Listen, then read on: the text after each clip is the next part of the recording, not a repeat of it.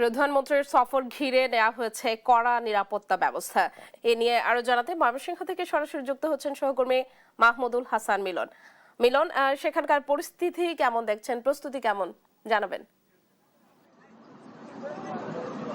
শেফালি, আমি এই মুহূর্তে আছি ময়মনসিংহের ত্রিশালের বৈলর কানহর ধরার খাল। সেই খালটি কিন্তু আজকে উদ্বোধন করবেন। এখানে আসার পরে এই অঞ্চলের যারা বয়োবৃদ্ধ মানুষ রয়েছেন তারা কিন্তু একটি বিষয় স্মৃতিচারণ করছেন, সেটি হচ্ছে এই অঞ্চলের ভাষায় আসলে আমি আপনাকে বলতে চাই। আমরা সকালে যখন গণমাধ্যম কর্মীরা এই এলাকায় আসি, কয়েকজন বয়োবৃদ্ধ এসে আমাদেরকে বললেন যে একটি প্যান্ট, একটা গুঞ্জি গাও দিয়া 2-3 কুদাল মাটি কাইটা কয়েকজনের মাথায় উঠাইয়া দিল। এরপর তিনি ওই মাদ্রাসাটার সামনে অনেকক্ষণ বসে রইল। আসলে এই যে স্মৃতিচারণটা, এটি হচ্ছে প্রয়াত রাষ্ট্রপতি জিয়াউর রহমানকে নিয়ে এই অঞ্চলের মানুষরা করছেন। কারণ সেই 1979 সালে এই ধরার খালটি উদ্বোধন করেছিলেন তিনি।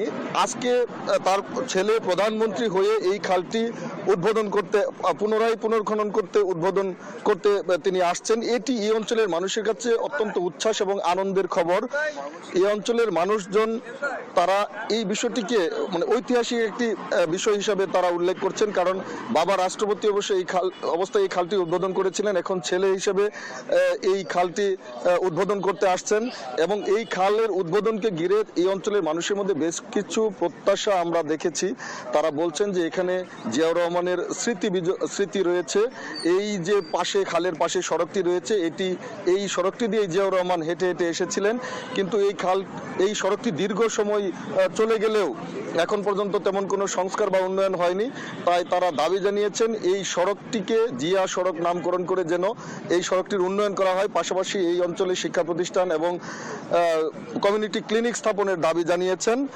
শেফালি, এটি ছিল এই অঞ্চলের মানুষের কথা। আর আপনি আমার কাছে যে বিষয়টি জানতে চেয়েছেন যে নিরাপত্তা, প্রধানমন্ত্রীর আগমন উপলক্ষে নিচ্ছিদ্র নিরাপত্তা ব্যবস্থা নিশ্চিত করেছে এই ময়মনসিংহের প্রশাসন। তারা আমাদেরকে জানিয়েছেন গতকালকে যে প্রধানমন্ত্রীর নিরাপত্তা নিয়ে কোনো ধরনের শঙ্কা নেই। এখানে গোয়েন্দা বিভাগের সদস্যরা ছাড়াও সাদা পোশাকে পুলিশ সহ, ইউনিফর্মে পুলিশ সহ অন্যান্য সদস্যরা দায়িত্ব পালন করছেন। এই ছিল আমার কাছে ময়মনসিংহে প্রধানমন্ত্রী আগমনের প্রস্তুতির সর্বশেষ।